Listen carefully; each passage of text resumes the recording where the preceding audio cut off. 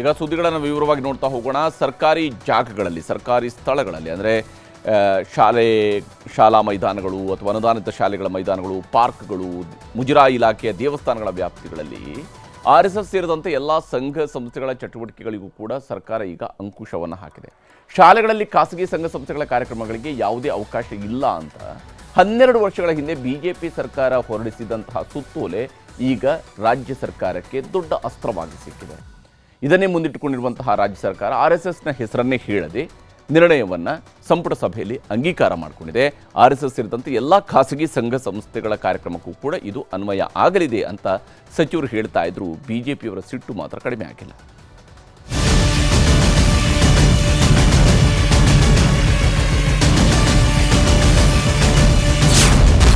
ಸರ್ಕಾರಿ ಜಾಗಗಳಲ್ಲಿ RSS ಚಟುವಟಿಕೆಗೆ ಅಂಕುಶ. ಸಂಪುಟ ಸಭೆಯಲ್ಲಿ ಮಹತ್ವದ ನಿರ್ಧಾರ, ಶೀಘ್ರವೇ ಆದೇಶ. ನಾವೇನು ಬಿಜೆಪಿಗೆ ಬ್ಯಾನ್ ಮಾಡ್ತಾ ಇದೀವಾ, RSSಗೆ ಬ್ಯಾನ್ ಮಾಡ್ತಾ ಇದೀವಾ, ಅಥವಾ ಬೇರೆ ಸಂಘಟನೆಗಳಿಗೆ ಬ್ಯಾನ್ ಮಾಡ್ತಾ ಇದೀವಾ? Nothing of that sort. RSSನ ನಿಜವಾದಂಥ ಬಣ್ಣ ಬಯಲಾಗಿದೆ. ಸಾರ್ವಜನಿಕ ಆಸ್ತಿಯನ್ನು ಪರವಾನಗಿ ಇಲ್ಲದೆ ಉಪಯೋಗಗೊಳಿಸ್ಕೊಳ್ತಕ್ಕಂಥದ್ದಕ್ಕೆ ತಡೆ ಇರಬೇಕು ಅನ್ನುವಂಥದ್ದೇ ಈ ಒಂದು ಜೀವೋದ ಉದ್ದೇಶ. RSS ಶತಮಾನೋತ್ಸವದ ಸಂದರ್ಭದಲ್ಲೇ ರಾಜ್ಯದಲ್ಲಿ ಸರ್ಕಾರಿ ಜಾಗಗಳಲ್ಲಿ ಸಂಘದ ಚಟುವಟಿಕೆಗಳಿಗೆ ಅಂಕುಶ ಹಾಕಲು ಸರ್ಕಾರ ಮುಂದಾಗಿದೆ. ಸರ್ಕಾರಿ ಜಾಗಗಳಲ್ಲಿ RSSನ ಚಟುವಟಿಕೆಗಳನ್ನು ನಿಷೇಧಿಸಬೇಕು ಎಂದು ಹೊರಟಿದ್ದ ಸರ್ಕಾರ ಈಗ ಪೂರ್ವಾನುಮತಿ ಕಡ್ಡಾಯ ಅಂತ ಹೇಳುತ್ತಲೇ 2013ರ ನಿಯಮ ಜಾರಿಗೆ ಮುಂದಾಗಿದೆ. RSS ಹೆಸರು ಉಲ್ಲೇಖಿಸದೆ ಎಲ್ಲ ಸಂಘ ಸಂಸ್ಥೆಗಳಿಗೂ ಅನ್ವಯವಾಗುವಂತೆ ಸರ್ಕಾರ ಪೂರ್ವಾನುಮತಿ ಹೆಸರಲ್ಲಿ ಕಡಿವಾಣ ಹಾಕಲು ಮುಂದಾಗಿದೆ. ಸಂಘ ಸಂಸ್ಥೆಗಳು ಯಾವುದೇ ಕಾರ್ಯಕ್ರಮಗಳನ್ನು ಮಾಡಬೇಕಾದ್ರೆ ಸ್ಥಳೀಯ ಪೊಲೀಸರಿಂದ ಅನುಮತಿ ಪಡೆಯಬೇಕು. ಸಂಬಂಧಪಟ್ಟ ಅಧಿಕಾರಿ ಅನುಮತಿಯೂ ಬೇಕು. ಹಾಗೆ ಸಂಬಂಧಪಟ್ಟ ಇಲಾಖೆ ಅನುಮತಿಯನ್ನೂ ಕಡ್ಡಾಯವಾಗಿ ಪಡೆಯಲೇಬೇಕು. ಅನುಮತಿ ಇಲ್ಲದ ಸಭೆ, ಸಮಾರಂಭ, ಚಳುವಳಿ ನಡೆಸಿದ್ರೆ ಕಾನೂನು ಕ್ರಮ ಕೈಗೊಳ್ಳಲಾಗುವುದು. RSS ಸೇರಿ ಎಲ್ಲ ಖಾಸಗಿ ಸಂಘ ಸಂಸ್ಥೆಗಳಿಗೂ ಇದು ಅನ್ವಯವಾಗಲಿದೆ. ಈ ಸಾರ್ವಜನಿಕ ಆಸ್ತಿ ನಿರ್ವಹಣೆ ಹಾಗೂ ಟ್ರೆಸ್ಪಾಸಸ್ ಹಾಗೂ ಒತ್ತಡಗಳು, ಇದರಿಂದ ಏನು ಯಾವುದೇ ನಿಯಮಗಳ ಉಲ್ಲಂಘನೆ ಆಗಬಾರ್ದು ಹಾಗೂ ಅವುಗಳನ್ನು ಸರಿಯಾಗಿ ನಿರ್ವಹಣೆ ಮಾಡೋರು ಏನು ಮಾಡಬೇಕು ಅನ್ನುವಂಥ ಉದ್ದೇಶದಿಂದ ಈ ಸರ್ಕಾರಿ ಆದೇಶವನ್ನು ಹೊರಡಿಸೋದಕ್ಕೆ ಈ concerned department, the owner of the property, it may be institution, it may be government, it may be other agencies. ಸಚಿವ ಸಂಪುಟ ಸಭೆಯ ತೀರ್ಮಾನವನ್ನ ಪ್ರಿಯಾಂಕ್ ಖರ್ಗೆ ಸಮರ್ಥಿಸಿಕೊಂಡಿದ್ದಾರೆ. ತಾವೇ ಮೊನ್ನೆ RSS ಕಾರ್ಯಕ್ರಮಗಳನ್ನು ನಿಷೇಧಿಸಬೇಕು ಎಂಬ ಹೊಸ ಪ್ರಸ್ತಾಪ ಮುಂದಿಟ್ಟರು. ಈಗ ಹಳೆಯ ಕಾನೂನೇ ಇದೆಯಲ್ಲ, ಅದನ್ನಷ್ಟೇ ಜಾರಿಗೊಳಿಸ್ತೀವಿ ಎಂದು ಜಾಣತನದ ಉತ್ತರ ಕೊಟ್ಟಿದ್ದಾರೆ. ನಾವೇನು ಬಿಜೆಪಿಗೆ ಬ್ಯಾನ್ ಮಾಡ್ತಾ ಇದೀವಾ, RSSಗೆ ಬ್ಯಾನ್ ಮಾಡ್ತಾ ಇದೀವಾ, ಅಥವಾ ಬೇರೆ ಸಂಘಟನೆಗಳಿಗೆ ಬ್ಯಾನ್ ಮಾಡ್ತಾ ಇದೀವಾ? Nothing of that sort. ನಾವು ಪಬ್ಲಿಕ್ ಪ್ಲೇಸಸ್ನಲ್ಲಿ, ಸಾರ್ವಜನಿಕರ ಆಸ್ತಿಗಳಲ್ಲಿ, ಸರ್ಕಾರಿ ಶಾಲೆಗಳಲ್ಲಿ ಹೇಗಿರಬೇಕು ಅಂತ ಅಷ್ಟೇ ಅಲ್ವಾ ಹೇಳ್ತಾ ಇರೋದು. ಹಂಗಂದ್ರೆ 2013ನಲ್ಲಿ ಜಗದೀಶ್ ಶೆಟ್ಟರ್ ಅವರ ಕಾಲದಲ್ಲಿ ಆದಂಥ ಆರ್ಡರ್ ಏನು ಇಲ್ಲಿಗಲ್ಲೋ? ಸೊ ಅದು ಅವರು ಸ್ವಲ್ಪ ಏನು ರೂಲ್ ಬರೋದಕ್ಕಿಂತ ಮುಂಚೆನೇ ಎದುರ್ಕೊಂಡ್ರೆ ಹೆಂಗೆ? ನಾವೇನು BJP is not my target, is not the government's target. We are not interested in targeting any organisation. ಮತ್ತೊಂದೆಡೆ RSS ವಿರುದ್ಧ ಹರಿಹಾಯ್ದಿರುವ ಅರಣ್ಯ ಸಚಿವ ಈಶ್ವರ್ ಖಂಡ್ರೆ ಸಿಎಂಗೆ ಪತ್ರ ಬರೆದ ಕಾರಣಕ್ಕಾಗಿ ಸಚಿವ ಪ್ರಿಯಾಂಕ್ ಖರ್ಗೆಗೆ ಬೆದರಿಕೆ ಕರೆ ಮಾಡುವ ಮೂಲಕ RSSನ ನಿಜ ಬಣ್ಣ ಬಯಲಾಗಿದೆ ಎಂದಿದ್ದಾರೆ. ನನ್ನ ಸ್ನೇಹಿತರು ಮತ್ತು ನಮ್ಮ ಕ್ಯಾಬಿನೆಟ್ನ ಸಹೋದ್ಯೋಗಿಗಳಾದಂಥ ಮಾನ್ಯ ಪ್ರಿಯಾಂಕ್ ಖರ್ಗೆ ಅವರ ಬಗ್ಗೆ, ಅವರ ಪರಿವಾರದವರ ಬಗ್ಗೆ ಅತ್ಯಂತ ನೀಚ ಮಟ್ಟದ, ಕೆಳಮಟ್ಟದ ಹೇಳಿಕೆಗಳನ್ನು ಕೊಟ್ಟು ಅವಾಚ್ಯ ಶಬ್ದಗಳಿಂದ ನಿಂದಿಸಿದಂಥದ್ದು ಮತ್ತು ಇವರು RSSನ ನಿಜವಾದಂಥ ಬಣ್ಣ ಬಯಲಾಗಿದೆ. ಇವತ್ತು ಆ ಕಿಡಿಗೇಡಿಗಳಿಗೆ, ದುಷ್ಕರ್ಮಿಗಳಿಗೆ ಕಾನೂನು ರೀತಿಯ ಕ್ರಮ ಜರುಗಿಸಿ ಕಠಿಣವಾದಂಥ ಶಿಕ್ಷೆ ಕೊಡಬೇಕು ಅಂತ ಹೇಳಿ ನಾನು ಒತ್ತಾಯವನ್ನು ಮಾಡುತ್ತೇನೆ. ಇಷ್ಟಕ್ಕೂ ರಾಜ್ಯ ಕಾಂಗ್ರೆಸ್ ಸರ್ಕಾರ ಹೊಸ ಕಾನೂನು ಏನು ಮಾಡ್ತಿಲ್ಲ ಅಂತ ಹೇಳ್ತಿರುವುದಕ್ಕೆ ಕಾರಣವಿದೆ. 2013ರಲ್ಲಿ ಜಗದೀಶ್ ಶೆಟ್ಟರ್ ನೇತೃತ್ವದ ಬಿಜೆಪಿ ಸರ್ಕಾರದ ಆದೇಶವನ್ನೇ ಮುಂದಿಟ್ಟು ಈಗ RSS ಕಾರ್ಯಕ್ರಮಗಳಿಗೆ ನಿರ್ಬಂಧ ಜಾರಿಗೊಳಿಸುತ್ತಿದೆ. ಸಾರ್ವಜನಿಕ ಶಿಕ್ಷಣ ಇಲಾಖೆಯಿಂದ 2013ರಲ್ಲಿ ಸುತ್ತೋಲೆ ಹೊರಡಿಸಲಾಗಿತ್ತು. ಬೆಂಗಳೂರಿನ ಚಾಮರಾಜಪೇಟೆಯ ಕೋಟೆ ಶಾಲೆ ಕಾರ್ಯಕ್ರಮ ನಿಮಿತ್ತ ಸುತ್ತೋಲೆ ಅದಾಗಿತ್ತು. ಶಾಲಾ ಆವರಣ ಮಕ್ಕಳ ಪಾಠ ಪ್ರವಚನಗಳಿಗೆ ಮಾತ್ರ ಸೀಮಿತವಾಗಬೇಕು. ಆಟೋಟ ಕಾರ್ಯಕ್ರಮಗಳು, ಸ್ಪರ್ಧಾ ಕಾರ್ಯಕ್ರಮಗಳಿಗೆ ಬಳಕೆಯಾಗಬೇಕು. ಶಾರೀರಿಕ ಶಿಕ್ಷಣ, ವ್ಯಾಯಾಮಕ್ಕೂ ಸದ್ವಿನಿಯೋಗ ಆಗಬೇಕು. ಆದರೆ ಶೈಕ್ಷಣೇತರ ಚಟುವಟಿಕೆಗಳಿಗೆ ಅನುಮತಿ ಕೊಡಬಾರದು ಎಂದು ಸುತ್ತೋಲೆಯಲ್ಲಿ ತಿಳಿಸಲಾಗಿತ್ತು. ಖಾಸಗಿ ಕಾರ್ಯಕ್ರಮಗಳಿಗೆ ಅವಕಾಶವೇ ಇಲ್ಲದ ಕಾರಣಕ್ಕೆ ಪ್ರಸ್ತಾವನೆಯನ್ನೇ ಕಳಿಸಬಾರದು ಎಂದು ಸೂಚಿಸಿತ್ತು. ಅಂದ್ರೆ ಈ ಹಳೆಯ ಸುತ್ತೋಲೆ ಪ್ರಕಾರ ಖಾಸಗಿ ಕಾರ್ಯಕ್ರಮಗಳಿಗೆ ಸರ್ಕಾರಿ ಶಾಲೆಗಳ ಆವರಣದಲ್ಲಿ ಅನುಮತಿ ಕೊಡುವಂತೆಯೇ ಇಲ್ಲ. ಅನುಮತಿಗಿಂತಲೂ ಹೆಚ್ಚಾಗಿ ಆ ಕುರಿತ ಪ್ರಸ್ತಾವನೆಯನ್ನೇ ತರುವಂತಿಲ್ಲ ಎಂದು ಸ್ಪಷ್ಟವಾಗಿ ಉಲ್ಲೇಖಿಸಲಾಗಿತ್ತು. ಹೀಗೆ ಬಿಜೆಪಿ ಸರ್ಕಾರವೇ ಹಿಂದೆ ಸುತ್ತೋಲೆ ಹೊರಡಿಸಿದ್ದರೂ ಕೂಡ ಇದೀಗ ಕಾಂಗ್ರೆಸ್ ಸರ್ಕಾರದ ನಿರ್ಧಾರವನ್ನ ಅಂದಿನ ಸರ್ಕಾರದಲ್ಲಿ ಉಪಮುಖ್ಯಮಂತ್ರಿಯಾಗಿದ್ದ ಆರ್ ಅಶೋಕ್ ಸೇರಿದಂತೆ ಮಾಜಿ ಡಿಸಿಎಂಗಳು ಹಾಗೂ ಮೇಲ್ಮನೆಯ ವಿಪಕ್ಷ ನಾಯಕರು ಈಗ ವಿರೋಧಿಸುತ್ತಿದ್ದಾರೆ.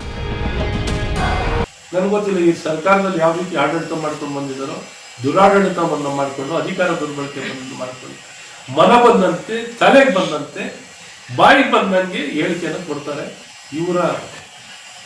ಇವರ ಒಂದು ಆಡಳಿತ ಜನ ಸಾಕು ಬೇಸತ್ತಿದೆ. ನಾನು ಹೇಳಿದ್ನಲ್ಲ ಈಗಾಗಲೇ, ಪಾಪದ ಕೊಡ ತುಂಬಿ ತುಳುಕಿ ಹರಿತಿದೆ.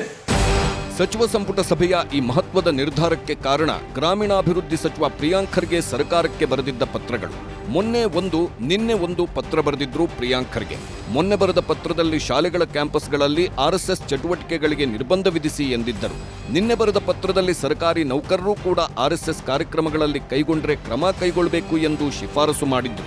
ಸರ್ಕಾರದಿಂದ ಸಂಬಳ ತಗೋತಾರೆ, ಇಂಥ ಸಂಘಟನೆಗಳ ಜೊತೆ ಓಡಾಡ್ತಾರೆ.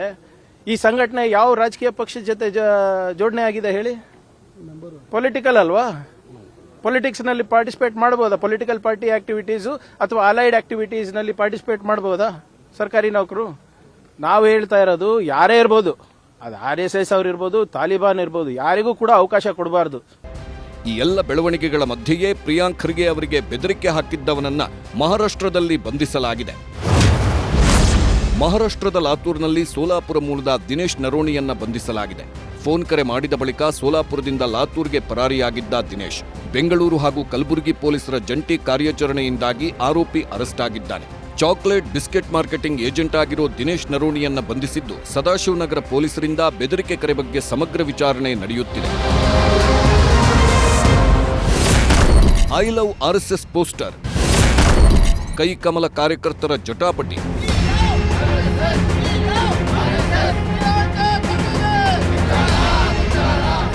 ಇನ್ನು RSS ವಿಚಾರ ಸಂಬಂಧ ಕೈ ಕಮಲ ನಾಯಕರ ಮಧ್ಯೆ ಪೋಸ್ಟರ್ ವಾರ್ ಜೋರಾಗಿದೆ. ಬೀದರ್ನ ಹನುಮಾನ್ ಮಂದಿರದ ಬಳಿ ಬಿಜೆಪಿ ಮತ್ತು RSS ಕಾರ್ಯಕರ್ತರಿಂದ ಐ ಲವ್ RSS ಪೋಸ್ಟರ್ ಬಿಡುಗಡೆ ಮಾಡಲಾಯಿತು. ಯಾರು ಭಾರತವನ್ನ ಪ್ರೀತಿಸುತ್ತಾರೋ ಅವರು RSS ಅನ್ನ ಪ್ರೀತಿಸುತ್ತಾರೆ ಎಂಬ ಪೋಸ್ಟರ್ ಬಿಡುಗಡೆ ಮಾಡಲಾಯಿತು. ಇನ್ನೊಂದು ಕಡೆ ಮೈಸೂರಿನಲ್ಲಿ ಪ್ರಿಯಾಂಕ್ ಖರ್ಗೆ ಪರ ಪ್ರತಿಭಟನೆ ನಡೆಯಿತು. ಪ್ರಿಯಾಂಕ್ ಖರ್ಗೆ ಅವರಿಗೆ RSSನಿಂದ ಬೆದರಿಕೆ ಕರೆ ಹಿನ್ನೆಲೆಯಲ್ಲಿ ಮಾಜಿ ಸಂಸದ ಪ್ರತಾಪ್ ಸಿಂಹ, ವಿಪಕ್ಷ ನಾಯಕ ಆರ್ ಅಶೋಕ್, ಶಾಸಕ ಯತ್ನಾಳ್ ವಿರುದ್ಧ ಪ್ರತಿಭಟಿಸಲಾಯಿತು. Bureau report, news 18. DCM DK Shivakumar ಅವರ ರಾಜಕೀಯ ಜೀವನ ಚರಿತ್ರೆ ಸಿಂಬಲ್ ಆಫ್ ಲಾಯಲ್ಟಿ ಅನ್ನೋ ಪುಸ್ತಕ ರಿಲೀಸ್ ಆಗಿದೆ. ಇದೇ ಪುಸ್ತಕ ಬಿಡುಗಡೆ ಕಾರ್ಯಕ್ರಮದಲ್ಲಿ ಉಪಮುಖ್ಯಮಂತ್ರಿಯವರು ಒಂದು ಮಾತನ್ನು ಹೇಳಿದ್ದಾರೆ. ಅದು ಸರಿಸುಮಾರು 6-7 ವರ್ಷಗಳ ಹಿಂದಿನ ವಿಚಾರಕ್ಕೆ ಸಂಬಂಧಿಸಿರುವಂಥದ್ದು. ಇದೀಗ ರಾಷ್ಟ್ರ ರಾಜಕೀಯದಲ್ಲೂ ಕೂಡ ಚರ್ಚೆಯನ್ನು ಹುಟ್ಟುಹಾಕಿದೆ. 2019ರಲ್ಲಿ ಜೈಲಿಗೆ ಹೋಗಿದ್ದು BJP DCM ಸ್ಥಾನದ ಆಫರ್ ಕೊಟ್ಟಿತ್ತು ಅನ್ನುವಂಥದ್ದನ್ನು ಅವರು ಹೇಳಿಕೊಂಡಿದ್ದಾರೆ. ಮತ್ತು ಶಿವಕುಮಾರ್ ಅವರು ಹೇಳಿರುವಂತಹ ರೀತಿಗಳನ್ನು ಗಮನಿಸಿದಾಗ ಇದು ಯಾವ ಉದ್ದೇಶ ಮತ್ತು ಈಗಿನ ಟೈಮಿಂಗ್, ಯಾಕಂದರೆ 2.5 ವರ್ಷ ತುಂಬ್ತಾ ಇದೆ ಸರ್ಕಾರಕ್ಕೆ, ನವೆಂಬರ್ 20 ಬಂತು ಅಂತ ಹೇಳಿದರೆ 2.5 ವರ್ಷ ಕಂಪ್ಲೀಟ್ ಆಗುತ್ತೆ. ಇದೇ ಕಾರಣಕ್ಕಾಗಿ ಶಿವಕುಮಾರ್ ಅವರು ಇಂಥ ಮಾತನ್ನು ಹೇಳಿದ್ದಾರಾ ಅನ್ನೋದರ ಬಗ್ಗೆ ಕೂಡ ಚರ್ಚೆ ಆಗ್ತಾ ಇದೆ.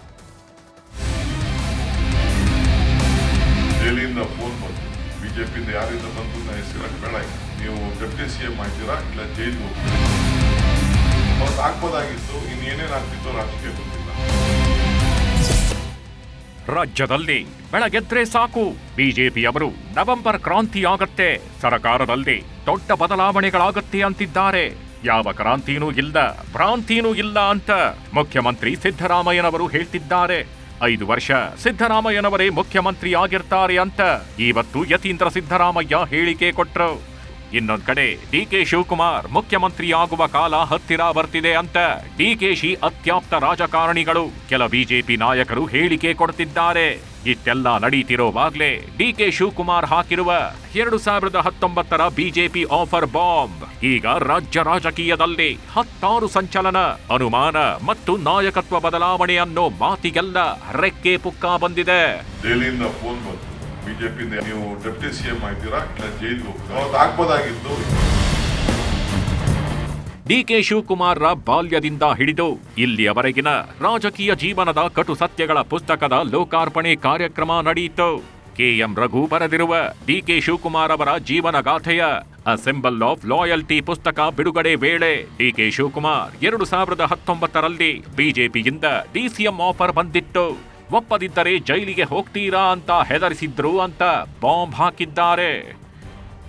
ನನಗೆ ದೆಹಲಿಯಿಂದ ಫೋನ್ ಬಂತು, ಬಿಜೆಪಿಯಿಂದ ಯಾರಿಂದ ಬಂತು ನಾ ಹೆಸರು ಬೇಡ, ಈಗ ನಾನು ಯಾರೊಬ್ಬ ಇನ್ಕಮ್ ಟ್ಯಾಕ್ಸ್ ಆಡಿಟರ್ ಕೈಲಿ ಫೋನ್ ಮಾಡಿ ಅವ್ರ ಫೋನಿಂದ ನನಗೆ ಮಾತಾಡ್ಸೋದು. ನನ್ನ ತಮ್ಮನೂ ನನ್ನ ಜೊತೆ ಇಲ್ಲಿದ್ದ, ಒಬ್ಬ DG ಇದ್ದ ಇಲ್ಲಿ, ಅವನು ಮಾತಾಡ್ದ. ಹೇಳ್ತಾ ಇದ್ದಾರೆ ಡೆಲ್ಲಿಯಿಂದ ಇನ್ನೊಂದು ಫೋನಲ್ಲಿದ್ದಾನೆ, ನೀವು ಡೆಪ್ಟಿ ಸಿಎಂ ಆಯ್ತೀರಾ ಇಲ್ಲ ಜೈಲಿಗೆ ಹೋಗ್ತೀರಾ, ಎರಡರಲ್ಲಿ ಒಂದು ಆಯ್ಕೆ ಮಾಡಬೇಕು, ಅವ್ನು ವಾಪಸ್ ಕಳಿಸಿರೋ ಅಂತೇಳಿ. ಸೊ ನಾನು ನನ್ನ ತಮ್ಮ ಇದ್ದು ಏನ್ ಮಾಡ್ತೀರಿ, ಪಕ್ಷದ ನಿಷ್ಠೆ. ಬಹಳ ಚಿಕ್ಕ ವಯಸ್ಸಿನಲ್ಲೇ ರಾಜೀವ್ ಗಾಂಧಿ ಅವರು ನನ್ನನ್ನ ಒಂದು ಅಸೆಂಬ್ಲಿ ಟಿಕೆಟ್ ಕೊಟ್ಟಿದ್ರು, ಮಂತ್ರಿ ಮಾಡಿದ್ರು, ಬಂಗಾರಪ್ಪ ನನಗೆ ಸಹಕಾರ ಮಾಡಿದ್ರು, ಇಲ್ಲಿವರೆಗೂ ಬೆಳ್ಕೊಂಡು ಬಂದಿದ್ದೀನಿ. ನಾನು prefer a jail than becoming a deputy chief minister ಅಂತ ಹೇಳಿ ಸೊ ಅವತ್ತು ಆಗ್ಬೋದಾಗಿತ್ತು. ಇನ್ನೇನೇನಾಗ್ತಿತ್ತೋ ರಾಜಕೀಯ ಗೊತ್ತಿಲ್ಲ. ಡಿಕೆ ಶಿವಕುಮಾರ್ ನನಗೆ 2019 ಡಿಸಿಎಂ ಆಫರ್ ಬಂದಿತ್ತು ಅಂತ ಹೇಳಿ ಸುಮ್ಮನಾಗ್ಲಿಲ್ಲ. ಬದಲಿಗೆ ಹೈಸ್ಕೂಲ್ನಿಂದ ಹಿಡಿದು ಇತ್ತೀಚಿನ ರಾಜಕೀಯದಲ್ಲಿ ಸ್ನೇಹಿತರೇ ಶತ್ರುಗಳಾಗಿದ್ದು, ಅವಮಾನಿಸಿದ್ದು, ಗೆದ್ದು ಸೋತಿದ್ದ ಕಹಿ ಘಟನೆಗಳನ್ನೆಲ್ಲ ಮೆಲುಕು ಹಾಕಿದ್ರು. 12ನೇ ವಯಸ್ಸಿಗೆ ಎಲೆಕ್ಷನ್ ನಿಂತವ್ ನಾನು ಸ್ಕೂಲಲ್ಲಿ. ಅವ್ರು ಹೇಳ್ದಂಗೆ ಸ್ಕೂಲ್ ನಿಂತವನು. ನಾನು ಎಲೆಕ್ಷನ್ ನಿಂತಾಗ ಗೆದ್ದೆ. ಅಲ್ಲಿ ಬೆಳಗ್ಗೆ ನೋಡಿದ್ರೆ ಅನೌನ್ಸ್ ಮಾಡ್ಬೇಕಾದ್ರೆ ನನ್ನ ಬಿಟ್ಬಿಟ್ಟು ಆರ್ತಿ ಪಟ್ಟಕ್ಕಂತ ಒಂದು ಹುಡುಗಿಗೆ ಅನೌನ್ಸ್ ಮಾಡಿ ನನಗೆ ಇನ್ನೊಂದು ಪೋಸ್ಟ್ ನ ಕ್ರಿಯೇಟ್ ಮಾಡ್ಬಿಟ್ಟು ಆಗ ಕಾರ್ಮಲ್ ಸ್ಕೂಲಲ್ಲಿ ಸೆಕ್ರೆಟರಿ ಆಗಿ ಸ್ಪೋರ್ಟ್ಸ್ ಸೆಕ್ರೆಟರಿ ಅಂತ ಅನೌನ್ಸ್ ಮಾಡಿದ್ರು. ಅಂದ್ರೆ ಅಲ್ಲಿಂದನೂ ಒಂದು ಪ್ರೆಷರ್. ಅದೇ ತರ ಹೈಸ್ಕೂಲಲ್ಲೂ ತರ ಆಯ್ತು. ರಾಜಕಾರಣದಲ್ಲಿ ನಿಂತ ನೀರಲ್ಲ, ಯಾವುದು ಶಾಶ್ವತೆ ಇಲ್ಲ. ಅನೇಕ ನನ್ನ ವೈರಿಗಳು ಬೇಕಾದಷ್ಟು ಬೆಳಗ್ಗೆ ಸಾಯಂಕಾಲ ಇಲ್ಲಿದ್ದೆಲ್ಲ ಕಥೆಗಳನ್ನ ಕಟ್ಟಿ ಮಾತಾಡೋಂತಿದ್ದಾರೆ. ಅದನ್ನು ಕೂಡ ಸಹಕಾರದಿಂದ ಎಷ್ಟೋ ಸುಳ್ಳುಗಳು, ನಾನು ಅವ್ರ ಹೆಸರುಗಳೆಲ್ಲ ಹೇಳಕ್ ನಾನು ತರಿಲ್ಲ, ಏನೇನೋ ಕಥೆಗಳು ಕಟ್ಟಿ ಸುಳ್ಳು ಕಟ್ಟಿ ಅಪಾದ್ಯಗಳು ಮಾಡೋದೆಲ್ಲ ಇದೆ. ಇಷ್ಟಕ್ಕೆ ಉಪಮುಖ್ಯಮಂತ್ರಿಗಳು ಸುಮ್ಮನಾಗ್ಲಿಲ್ಲ. ದೇವೇಗೌಡರ ಕುಟುಂಬಕ್ಕೂ ನನಗೂ ಅಷ್ಟಕ್ಕಷ್ಟೇ. ಆದ್ರೂ ಕುಮಾರಸ್ವಾಮಿ ಸಿಎಂ ಆಗಲು ಕೈ ಎತ್ತಿದೆ. ಇದು ನನ್ನ ಪಕ್ಷ ನಿಷ್ಠೆ ಅಂತ ಹೇಳಿಕೆ ಕೊಟ್ರು. ಆಮೇಲೆ 8-10 ವರ್ಷ ರಾಜಕೀಯದಲ್ಲಿರ್ತೀನಿ ಅಷ್ಟೇ, ವಯಸ್ಸು 63 ಆಗಿದೆ, ಹೊಸ ನಾಯಕರು ಬರಬೇಕು ಅಂದ್ರು. ದೇವೇಗೌಡರ ಕುಟುಂಬಕ್ಕೆ ವಿರೋಧ ಮಾಡ್ಕೊಂಡ್ ಬಂದಿದ್ದೀನಿ, ಅವ್ರ ಮೇಲೆ ನಿಂತಿದ್ದೀನಿ. ಅವ್ರು ಏನೇ ನಮ್ಮ ಮೇಲೆ ತೊಂದರೆ ಕೊಟ್ಟಿದ್ದಾರೆ, ಕೇಸ್ಗಳಾಗ್ತಿದ್ದಾರೆ. ಕೊನೆಗೆ ನಾನೇ ಹೋಗಿ ನಮ್ಮ ನೀವ್ ಹೇಳ್ದಂಗೆ ಸೆಕ್ಯುಲರ್ ಔಟ್ಲುಕ್ಗೋಸ್ಕರ ನಮ್ಮ ಪಕ್ಷ ಹೇಳ್ತು ಅನ್ನೋ ದೃಷ್ಟಿಯಿಂದ ನಾನೇ ಕುಮಾರಸ್ವಾಮಿ ಕೈಯನ್ನು ಕೂಡ ಎತ್ತಬೇಕಾದಂತ ಒಂದು ಅನಿವಾರ್ಯತೆ ಈ ರಾಜ್ಯದಲ್ಲಿ ಬಂದದ್ದನ್ನು ಕೂಡ ನನ್ನ ಮನಸ್ಸಿಗೆ ಒಪ್ತೋ ಇಲ್ಲೋ ಅದು ಬೇರೆ ವಿಚಾರ. ಆದ್ರೆ ಪಕ್ಷದ ನಿಷ್ಠೆಗೆ, ಪಕ್ಷದ ಒಬ್ಬ ನಾಯಕರ ಆದೇಶಕ್ಕೆ ನಡೆದು ನಾನು ಮಾಡಿದ್ದೀನಿ. ಈಗ ನನಗೂ ಆಯ್ತು, 63 ಆಯ್ತು. ಎಷ್ಟು ದಿನ ನಾವು ರಾಜಕಾರಣ ಮಾಡಕ್ಕಾಗ್ತದೆ? 8-10 ವರ್ಷ ಮಾಡ್ಬೋದಷ್ಟೇ. ಹೊಸಬ್ರಿಗೆ ಅವಕಾಶ ಬರ್ಬೇಕು. ನಮ್ಗೆಲ್ಲ ಸಿಕ್ತಲ್ಲ ಯಂಗ್ಸ್ಟರ್ಸ್ಗೆ, ಹಂಗೆ ಹೊಸ ನಾಯಕರುಗಳು ಕೂಡ ಬರ್ಲಿ ಅನ್ನೋ ನನ್ನ ಆಸೆ. ಡಿಕೆ ಶಿವಕುಮಾರ್ ಆಡ್ತಿದ್ದ ಒಂದೊಂದು ಮಾತುಗಳಲ್ಲೂ ಒಂದೊಂದು ಸಂದೇಶಗಳಿತ್ತು. ಆದರೆ ಈ ಸಂದೇಶ ಯಾರಿಗೆ ಕೊಟ್ಟಿದ್ದು? ಇದರ ಹಿಂದಿನ ಉದ್ದೇಶ ಏನು? ನವೆಂಬರ್ ಕ್ರಾಂತಿ ಬೆನ್ನಲ್ಲೇ ಡಿಕೆಶಿ ಬಿಜೆಪಿ ಬಾಂಬ್ ಹಾಕಿದ್ಯಾಕೆ? ಪಕ್ಷ ನಿಷ್ಠೆಯ ದಾಳ ಉರುಳಿಸಿದ ಡಿಸಿಎಂ ಬಿಜೆಪಿಯಿಂದ ತಮಗೆ ಆಫರ್ ಇದೆ ಎಂಬ ಸ್ಪಷ್ಟ ಸಂದೇಶವನ್ನ ದೆಹಲಿಗೆ ರವಾನಿಸಿದ್ರ ಅನ್ನೋ ಚರ್ಚೆಗಳು ಶುರುವಾಗಿವೆ. ಆದ್ರೆ ಡಿಕೆ ಶಿವಕುಮಾರ್ ಬಿಜೆಪಿಗೆ ಅನಿವಾರ್ಯ ಅಲ್ಲ ಅನ್ನೋದು ಕಮಲ ನಾಯಕರ ಮಾತು. ನಿಮ್ಮನ್ನ ಕರ್ಕೊಂಡು ಬಂದು ಇಲ್ಲೇನೋ ನಾವು ಮಾಡ್ಬೇಕನ್ನುವಂಥದ್ದು ಯಾವತ್ತೂ ಬಂದಿಲ್ಲ. ಅವರು ದೊಡ್ಡವರಾಗಕ್ಕೆ, ಅವರಲ್ಲಿ ಇನ್ನೇನೋ ರಾಜಕಾರಣ ಮಾಡಕ್ಕೆ, ಅವರೇನೋ ಕ್ಲೈಮ್ ಮಾಡಕ್ಕೆ ಇವತ್ತು ಭಾರತೀಯ ಜನತಾ ಪಾರ್ಟಿ ಅಥವಾ ಸಂಘದ ಹೆಸರನ್ನೇ ಯಾರಾದರೂ ದುರುಪಯೋಗ ಮಾಡ್ಕೋಬಹುದು. ನಮ್ಗೇನು ದರ್ದು ಬಂದಿದೆಪ್ಪ? ಬಂಡೆ ಸಿಡಿದು ಬಿಡ್ತೀನಿ ಅಂತಲೂ ಹೇಳಿದ್ದಾರೆ ಅವರು. ಸಿಡಿದು ಬಿಟ್ರೆ ನಿಮ್ಮ ಕತೆ ಏನು ಕಾಂಗ್ರೆಸ್ ಕತೆ? ಸ್ವಲ್ಪ ಡಿ ಕೆ ಮೇಂಟೈನ್ ಮಾಡ್ಕೊಳ್ಳಿ, ಇಲ್ಲ ಅಂದರೆ ಸರ್ಕಾರ ನೆಗದು ಬಿದ್ದು ನೆಲ್ಲಿಕಾಯಿ ಹೋಗ್ತಿದೆ. ನೀವೇನಾದರೂ ಡಿ ಕೆಗೆ ಅವಮಾನ ಮಾಡಿದ್ರೆ ಡಿ ಕೆ ಸಿಡಿಯೋದಂತೂ ಗ್ಯಾರಂಟಿ. ಡಿಕೆ ಶಿವಕುಮಾರ್ ಒಬ್ಬ ಮೇಧಾವಿ ನಾಯಕ, ಚತುರ ರಾಜಕಾರಣಿ. ರಾಜ್ಯದಲ್ಲಿ ನೆಲ ಕಚ್ಚಿದ್ದ ಕಾಂಗ್ರೆಸ್ಗೆ ಮತ್ತೆ ಪಟ್ಟಕ್ಕೆ ಕೂರಿಸಲು ಅವಿರತ ಶ್ರಮಿಸಿದ ಪಕ್ಷದ ನಿಷ್ಠಾವಂತ ನಾಯಕ. ಆದರೆ ಬಿಜೆಪಿಯಿಂದ ಬಂದ ಆಫರ್ ವಿಚಾರ ಮುಂದಿಟ್ಕೊಂಡು ಈಗ ತಮ್ಮದೇ ಲೆಕ್ಕಾಚಾರದ ಹೇಳಿಕೆ ಕೊಟ್ಟಿರೋದು ಸಾಕಷ್ಟು ಚರ್ಚೆ ಹುಟ್ಟುಹಾಕಿದೆ. ಇದು ನಿಜಕ್ಕೂ ಡಿಕೆ ಶಿವಕುಮಾರ್ ಬಯಸುತ್ತಿರುವ ಕನಸಿನ ಕುರ್ಚಿಯನ್ನ ಅವರಿಗೆ ತಂದುಕೊಡಲು ಮೆಟ್ಟಿಲಾಗುತ್ತಾ ಅನ್ನೋದೇ ನಿಗೂಢ. Bureau report, news 18. ಇನ್ನು ಬಿಹಾರ್ ಚುನಾವಣೆಯ ಮೊದಲ ಹಂತದ ನಾಮಪತ್ರ ಸಲ್ಲಿಕೆಗೆ ನಾಳೆ ಕಡೇ ದಿವಸ. ಈಗಾಗಲೇ ಬಹುಪಾಲು ಬಿಜೆಪಿ ಮತ್ತು ಜೆಡಿಯು ಅಭ್ಯರ್ಥಿಗಳು ನಾಮಪತ್ರ ಸಲ್ಲಿಸಿ ಆಗಿದೆ. ಆದರೆ ಕಾಂಗ್ರೆಸ್ ಮತ್ತು ಆರ್ಜೆಡಿ 5 ವಿಧಾನಸಭಾ ಕ್ಷೇತ್ರಗಳಿಗೆ ಇನ್ನೂ ಕೂಡ ಹಗ್ಗಜಿಗ್ಗಾಟ ನಡೆಸ್ತಾ ಇದ್ದು ಅಭ್ಯರ್ಥಿಗಳು ಕಂಗಾಲಾಗಿದ್ದಾರೆ.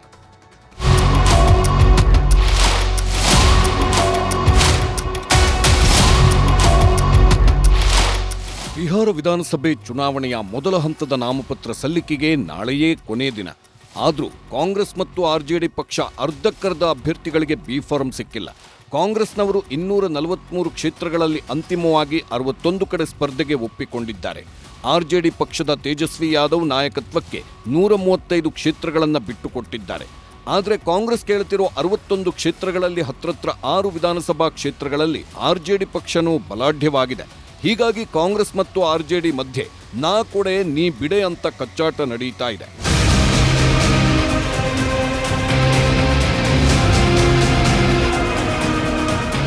ಬಿಹಾರದಲ್ಲಿ ಸೀಟು ಹಂಚಿಕೆ ಗೊಂದಲ ಬಗೆಹರಿಸಲು ಖುದ್ದು ಕಾಂಗ್ರೆಸ್ ನಾಯಕ ರಾಹುಲ್ ಗಾಂಧಿ ಮತ್ತು ಮಲ್ಲಿಕಾರ್ಜುನ್ ಖರ್ಗೆ ಅವರೇ ಎಂಟ್ರಿ ಕೊಟ್ಟಿದ್ದಾರೆ. ಆರ್ಜೆಡಿ ಮುಖ್ಯಸ್ಥ ಲಾಲು ಪ್ರಸಾದ್ ಯಾದವ್ಗೆ ಫೋನ್ ಮಾಡಿ ರಾಹುಲ್ ಗಾಂಧಿ ಖರ್ಗೆ ಮಾತುಕತೆ ನಡೆಸಿದ್ದಾರೆ. ಪ್ರಮುಖವಾಗಿ ಕಹಲಗಾಂವ್ ವಿಧಾನಸಭೆ ಕ್ಷೇತ್ರ ಕೇಳುತ್ತಿರೋ ಕಾಂಗ್ರೆಸ್ 2020ರಲ್ಲಿ ಸೋಲು ಕಂಡಿತ್ತು. ಆದರೆ 2020ರಲ್ಲಿ ಬಿಜೆಪಿ ಗೆಲುವು ಸಾಧಿಸಿತ್ತು. ಕಾಂಗ್ರೆಸ್ ಕೇಳುತ್ತಿರೋ 2ನೇ ಕ್ಷೇತ್ರ ನರ್ಕಟಿಯಾಗಂಜ್. ಇಲ್ಲಿ 2020ರಲ್ಲಿ ಬಿಜೆಪಿ ಗೆಲುವು ಕಂಡಿದ್ರೆ ಕಾಂಗ್ರೆಸ್ಗೆ ಸೋಲಾಗಿತ್ತು. 3ನೇ ಕ್ಷೇತ್ರ ವಾರ್ಸಲಿಗಾಂಜ್. ಇಲ್ಲೂ ಅಷ್ಟೇ 2020ರಲ್ಲಿ ಬಿಜೆಪಿ ಗೆದ್ದಿದ್ರೆ ಕಾಂಗ್ರೆಸ್ ಸೋಲುಂಡಿತ್ತು. ಇನ್ನು 4ನೇ ಕ್ಷೇತ್ರ ಚೈನ್ಪುರ್. 2020ರಲ್ಲಿ ಬಹುಜನ ಸಮಾಜವಾದಿ ಪಕ್ಷ ಗೆದ್ದಿತ್ತು. ಆದರೆ ಕಾಂಗ್ರೆಸ್ಗೆ 5ನೇ ಸ್ಥಾನ ಸಿಕ್ಕಿತ್ತು. ಪಚ್ವಾರ ಕ್ಷೇತ್ರದಲ್ಲಿ 2020ರಲ್ಲಿ ಸಿಪಿಐ ಗೆಲುವು ಕಂಡಿತ್ತು. ಆದರೆ ಕಳೆದ ಸಲ ಕಾಂಗ್ರೆಸ್ ಸ್ಪರ್ಧಿಸಿರಲಿಲ್ಲ. ಈಗ ಈ 5 ಕ್ಷೇತ್ರಗಳಿಗಾಗಿ ಕಾಂಗ್ರೆಸ್ ಪಟ್ಟು ಹಿಡಿದು ಕೂತಿದ್ದು ಯಾವುದೇ ಕ್ಷಣದಲ್ಲಾದರೂ ಪಟ್ಟಿ ರಿಲೀಸ್ ಆಗಬಹುದು. ಇದಿಷ್ಟು ಆರ್ಜೆಡಿ ಕಾಂಗ್ರೆಸ್ ಕಥೆಯಾದ್ರೆ ಎನ್ಡಿಎ ಒಕ್ಕೂಟದಲ್ಲಿ ಮಾತುಕತೆ ಯಶಸ್ವಿಯಾಗಿದ್ರು ಟಿಕೆಟ್ ಸಿಗದ ಕೋಪ ತಾಂಡವವಾಡುತ್ತಿದೆ. ಜೆಡಿಯು ಮತ್ತು ಬಿಜೆಪಿಯಲ್ಲೂ ಟಿಕೆಟ್ ವಂಚಿತರು ರೆಬೆಲ್ ಆಗಿದ್ದಾರೆ. ಇಷ್ಟೆಲ್ಲದರ ಮಧ್ಯೆನೂ ಬಿಜೆಪಿ 101 ಕಡೆ, ಜೆಡಿಯುನಿಂದ 83 ಕ್ಷೇತ್ರಗಳಿಗೆ ಅಭ್ಯರ್ಥಿಗಳನ್ನ ಘೋಷಣೆ ಮಾಡಿದ್ದು ನಾಮಪತ್ರ ಸಲ್ಲಿಕೆನೂ ನಡೆಯುತ್ತಿದೆ. ಇದೆಲ್ಲದರ ಮಧ್ಯೆ ಬಿಹಾರ ಚುನಾವಣೆಗೆ ಬಿಜೆಪಿಯಿಂದ ಸ್ಟಾರ್ ಪ್ರಚಾರಕರ ಪಟ್ಟಿನೂ ರಿಲೀಸ್ ಆಗಿದೆ. ಪಟ್ಟಿಯಲ್ಲಿ ಪ್ರಧಾನಿ ಮೋದಿ, ಗೃಹ ಸಚಿವ ಅಮಿತ್ ಶಾ, ಕೇಂದ್ರ ರಕ್ಷಣಾ ಸಚಿವ ರಾಜನಾಥ್ ಸಿಂಗ್, ಬಿಜೆಪಿ ರಾಷ್ಟ್ರೀಯ ಅಧ್ಯಕ್ಷ ಜೆಪಿ ನಡ್ಡಾ, ಉತ್ತರ ಪ್ರದೇಶ ಸಿಎಂ ಯೋಗಿ ಆದಿತ್ಯನಾಥ್ ಸೇರಿ 40 ಜನ ಸ್ಥಾನ ಪಡೆದಿದ್ದಾರೆ. ಆದರೆ ಕರ್ನಾಟಕದ ಯಾವೊಬ್ಬ ನಾಯಕರೂ ಬಿಹಾರ ಬಿಜೆಪಿ ಸ್ಟಾರ್ ಪ್ರಚಾರಕರ ಪಟ್ಟಿಯಲ್ಲಿ ಸ್ಥಾನ ಪಡೆದಿಲ್ಲ. ನಾಳೆ ನಾಮಪತ್ರ ಸಲ್ಲಿಕೆ ಮೊದಲ ಹಂತಕ್ಕೆ ಕೊನೆಯ ದಿನವಾಗಿದ್ದು ಕಾಂಗ್ರೆಸ್ ಆರ್ಜೆಡಿ ಅಭ್ಯರ್ಥಿಗಳು ಯಾರಾಗ್ತಾರೆ, ಪಟ್ಟಿ ಯಾವಾಗ ಬಿಡುಗಡೆ ಮಾಡ್ತಾರೆ ಅನ್ನೋದೇ ಕುತೂಹಲ. Bureau report, news 18. ಇನ್ನು ರಾಜ್ಯ ಸರ್ಕಾರದ ಜಾತಿ ಸಮೀಕ್ಷೆಯಲ್ಲಿ ಭಾಗಿಯಾಗೋದಕ್ಕೆ ಇನ್ಫೋಸಿಸ್ ಸಂಸ್ಥೆಯ ಮುಖ್ಯಸ್ಥ ನಾರಾಯಣ ಮೂರ್ತಿ ಕುಟುಂಬ ನಿರಾಕರಿಸಿದೆ. ಇನ್ನೊಂದೆಡೆ ಬೆಂಗಳೂರಿನಲ್ಲಿ ಸಾಮಾಜಿಕ ಶೈಕ್ಷಣಿಕ ಸಮೀಕ್ಷೆ ಮುಖ್ಯಸ್ಥ ಮನೀಶ್ ಮೌದ್ಗಿಲ್ ಕೂಡ ಗಣತಿದಾರರಿಗೆ ಮಾಹಿತಿಯನ್ನು ಕೊಟ್ಟಿಲ್ಲ. ಆದರೆ ಮುಖ್ಯಮಂತ್ರಿ ಸಿದ್ದರಾಮಯ್ಯ ಸಮೀಕ್ಷೆಯಲ್ಲಿ ಭಾಗಿಯಾದರೂ ಅಪಪ್ರಚಾರಗಳಿಗೆ ಕಿವಿಗೊಡದೆ ಸಮೀಕ್ಷೆಯಲ್ಲಿ ಭಾಗವಹಿಸುವುದಕ್ಕೆ ಜನರಿಗೂ ಕೂಡ ಮನವಿ ಮಾಡಿದರು.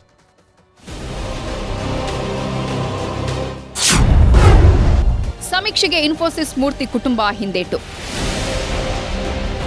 ಜಾತಿ ಸಮೀಕ್ಷೆಯಲ್ಲಿ ತಮ್ಮ ವಿವರಗಳನ್ನು ಹಂಚಿಕೊಳ್ಳಲು ಇನ್ಫೋಸಿಸ್ ಸಂಸ್ಥಾಪಕ ಎನ್ಆರ್ ನಾರಾಯಣಮೂರ್ತಿ ಮತ್ತು ಅವರ ಪತ್ನಿಯೂ ಆಗಿರೋ ರಾಜ್ಯಸಭಾ ಸಂಸದೆ ಸುಧಾಮೂರ್ತಿ ನಿರಾಕರಿಸಿದ್ದಾರೆ. ಸಮೀಕ್ಷೆಯಲ್ಲಿ ಭಾಗಿಯಾಗಲ್ಲ ಅಂತಾನೂ ಸುಧಾಮೂರ್ತಿ ಮತ್ತು ನಾರಾಯಣಮೂರ್ತಿಯವರು ಸ್ವಯಂ ದೃಢೀಕರಣ ಪತ್ರಕ್ಕೆ ಸಹಿ ಹಾಕಿ ಆಯೋಗಕ್ಕೆ ಕೊಟ್ಟಿದ್ದಾರೆ.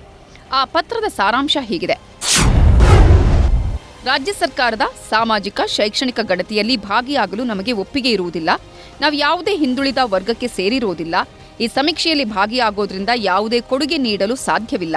ಈ ಹಿನ್ನೆಲೆಯಲ್ಲಿ ತಾವು ಸಮೀಕ್ಷೆಯಲ್ಲಿ ಭಾಗಿಯಾಗುತ್ತಿಲ್ಲ ಅಂತ ವಿವರಣೆಯನ್ನ ನೀಡಿ ನಾರಾಯಣಮೂರ್ತಿಯವರು ಪತ್ರಕ್ಕೆ ಸಹಿ ಹಾಕಿ ತಮ್ಮ ನಿಲುವು ವ್ಯಕ್ತಪಡಿಸಿದ್ದಾರೆ. ವೈಯಕ್ತಿಕ ಕಾರಣಗಳ ಆಧಾರದ ಮೇಲೆ ಈ ನಿರ್ಧಾರ ತೆಗೆದುಕೊಳ್ಳಲಾಗಿದೆ ಎಂದು ದಂಪತಿ ತಿಳಿಸಿದ್ದು, ರಾಜ್ಯದಲ್ಲಿ ನಡೀತಾ ಇರುವ ಸಾಮಾಜಿಕ ಮತ್ತು ಶೈಕ್ಷಣಿಕ ಸಮೀಕ್ಷೆಯಲ್ಲಿ ತಮ್ಮ ವಿವರಗಳನ್ನು ಬಹಿರಂಗಪಡಿಸಲು ಅವರು ಒಪ್ಪಿಲ್ಲ. ಮೂರ್ತಿ ಕುಟುಂಬದ ಈ ನಿರ್ಧಾರದ ಬಗ್ಗೆ ಉಪಮುಖ್ಯಮಂತ್ರಿ ಡಿಕೆ ಶಿವಕುಮಾರ್ ಮಾತಾಡಿ, ನಾವು ಯಾರನ್ನೂ ಒತ್ತಾಯ ಮಾಡಲ್ಲ ಅಂದ್ರು. ಸಮೀಕ್ಷೆಗೆ ಮಾಹಿತಿ ಕೊಡಲು ಮೌದ್ಗಿಲ್ ಹಿಂದೇಟು. ಸಮೀಕ್ಷೆಗೆ ಸಹಕರಿಸುವಂತೆ ಸಾರ್ವಜನಿಕರಿಗೆ ಆದರ್ಶವಾಗಬೇಕಾಗಿದ್ದ ಜಿಬಿಎ ಅಧಿಕಾರಿ ಮನೀಶ್ ಮೌದ್ಗಿಲ್ ಹಾಗೂ ಅವರ ಕುಟುಂಬಸ್ಥರೇ ಸಮೀಕ್ಷೆಗೆ ಸಹಕರಿಸಿಲ್ವಂತೆ. ಅಚ್ಚರಿ ಏನೆಂದರೆ, ಸಿದ್ದರಾಮಯ್ಯ ಸರ್ಕಾರ ಮೌದ್ಗಿಲ್ ಅವರನ್ನ ಬೆಂಗಳೂರು ಸಾಮಾಜಿಕ ಶೈಕ್ಷಣಿಕ ಸಮೀಕ್ಷೆ ಮುಖ್ಯಸ್ಥರನ್ನಾಗಿಯೂ ನೇಮಿಸಿದೆ. ಆದರೆ ಸಮೀಕ್ಷೆಗೆ ಬಂದವರಿಗೆ ಬಾಗಿಲು ತೆಗೆಯದೆ ಮಾಹಿತಿ ಕೊಡದೆ ಕಳುಹಿಸಿರುವುದು ವಿವಾದಕ್ಕೆ ಕಾರಣವಾಗಿದೆ. ಜಾತಿ ಸಮೀಕ್ಷೆಗೆ ಮಾಹಿತಿ ಕೊಟ್ಟ ಮುಖ್ಯಮಂತ್ರಿ. ಇವತ್ತು ಮುಖ್ಯಮಂತ್ರಿ ಸಿದ್ದರಾಮಯ್ಯನವರ ಮನೆಗೆ ಗಣತಿದಾರರು ಬಂದಿದ್ರು. ಸಾಮಾಜಿಕ ಹಾಗೂ ಶೈಕ್ಷಣಿಕ ಸಮೀಕ್ಷೆಯಲ್ಲಿ ಕೇಳಿದ ಪ್ರಶ್ನೆಗಳಿಗೆಲ್ಲ ಸಿಎಂ ಉತ್ತರ ಕೊಟ್ಟಿದ್ದು, ನನ್ನ ಕರ್ತವ್ಯವನ್ನ ಯಶಸ್ವಿಯಾಗಿ ಪೂರೈಸಿದ್ದೇನೆ, ಪ್ರತಿಯೊಬ್ಬರೂ ಜಾತಿ ಸಮೀಕ್ಷೆಯಲ್ಲಿ ಭಾಗಿಯಾಗಿ ಅಪಪ್ರಚಾರಕ್ಕೆ ಕಿವಿಗೊಡಬೇಡಿ ಅಂತಾನೂ ಸಿಎಂ ಮನವಿ ಮಾಡಿಕೊಂಡಿದ್ದಾರೆ. ಸಾಮಾಜಿಕ ಮತ್ತು ಶೈಕ್ಷಣಿಕ ಸಮೀಕ್ಷೆ ನಡೀತಾ ಇದೆ. ಕೆಲವೇ ದಿನಗಳು ಬಾಕಿ ಉಳಿದಿವೆ. ಮತ್ತೆ ಈ ಮಧ್ಯೆ ಕೆಲವು ಅಪಪ್ರಚಾರ ಮಾಡ್ತಾ ಇದ್ದಾರೆ.